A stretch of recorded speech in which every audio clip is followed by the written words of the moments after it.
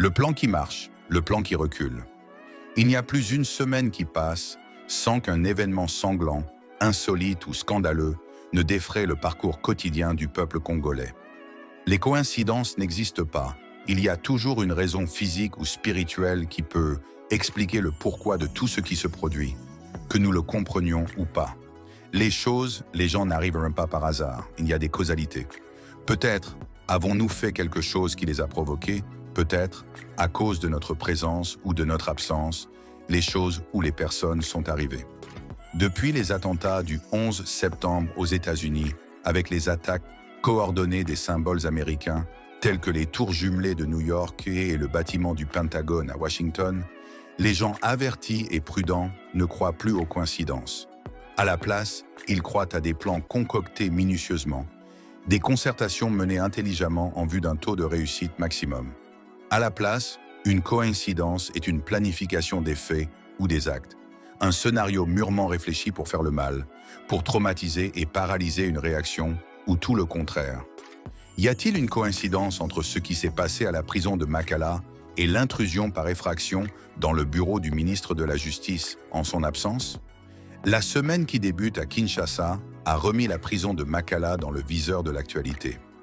Une tentative d'évasion ou une évasion s'est produite dans la nuit du dimanche à lundi. Des images ont montré un incendie des départements importants de la prison, comme l'infirmerie, le dépôt des vivres, un trou béant dans le mur pour laisser échapper les prisonniers, des pillards avec des sacs de riz ou de farine sur la tête, courant çà et là, sans oublier des corps jonchés par terre, inanimés. Absents sur les lieux, nous avons écouté comme tout le monde les interventions des responsables de l'Intérieur et de la Justice. Le responsable de l'Intérieur, M. Chabani, sur l'événement, a semblé regretter les dommages des biens et matériels. Le vice-ministre de la Justice s'est vite déchargé sur les magistrats, premier coupable selon lui de ce qui s'est passé. Dans son adresse, il a oublié que le principe de la présomption d'innocence peut aussi se prononcer dans le chef des magistrats. Nous félicitons la promptitude des responsables à donner l'information incomplète ou erronée au peuple, mais nous condamnons la précipitation avec laquelle les détails ont été fournis, qui ne semble pas concorder avec la réalité des faits ou des bruits qui circulent. Le diable se cache dans les détails, dit un adage anglo-saxon.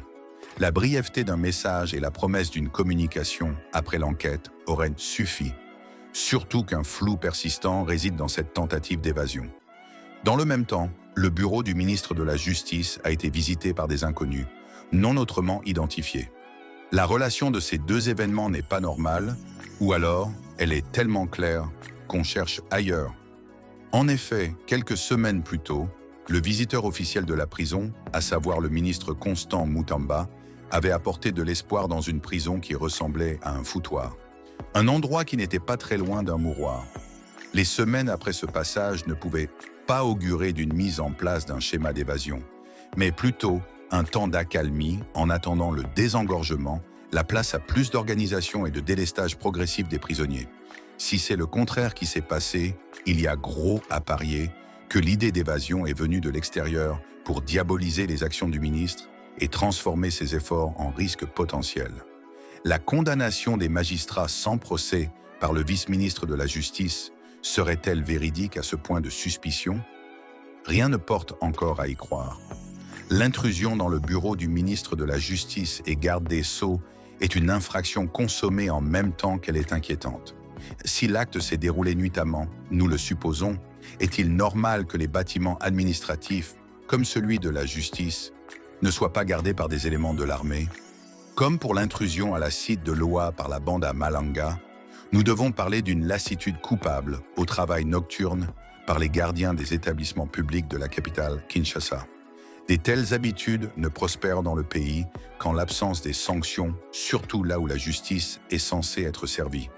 Nous sommes certains qu'il n'y a pas de coïncidence entre l'évasion ou la tentative d'évasion de la prison de Makala dans la commune de Selembao et l'effraction et la visite du bureau du ministre Mutamba à la commune de la Gombe.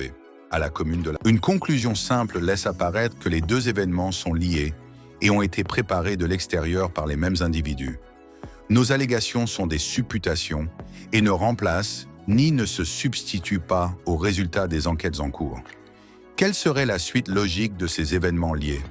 Une réflexion globale convergerait vers la série annoncée des cas de déstabilisation de l'action du gouvernement souminois et bien sûr de l'effondrement du régime du président Félix Tshisekedi.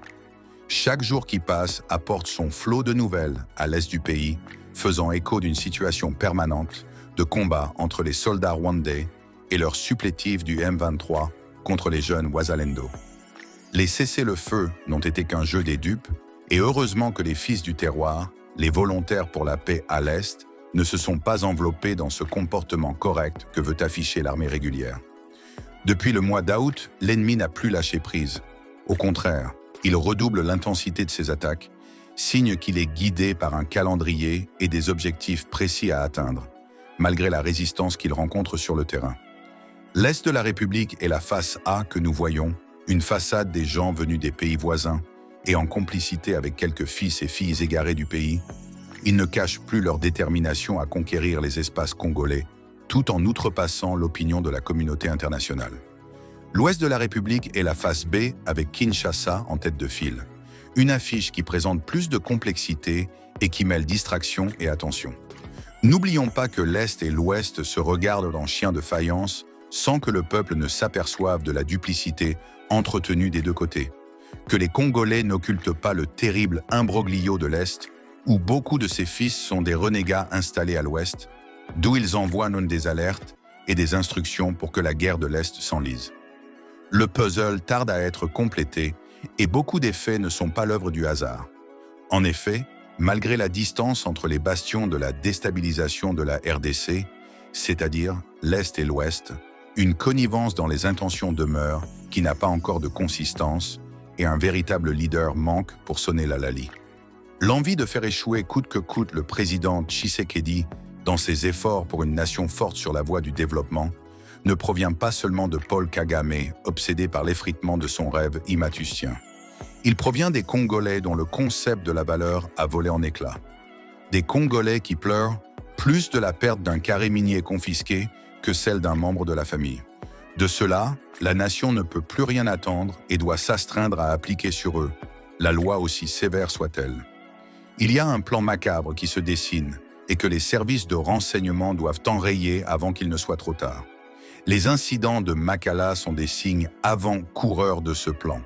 Les tireurs de ficelles sont à court d'idées, mais ils sont obstinés et tant pis pour eux, car la RDC n'est pas n'importe quel pays. Pour arrêter le mouvement régulier de la spirale mortifère de l'Est qui se déroule petit à petit vers l'Ouest, l'appel à la cohésion nationale sans les relents égoïstes des politiciens est la panacée tant recherchée. Une cohésion nationale dont la fondation serait l'amour entre Congolais de terre surtout. Car c'est à cette terre que les Congolais appartiennent, et non à des imposteurs ou des pillards de toute race. Au revoir et au prochain podcast.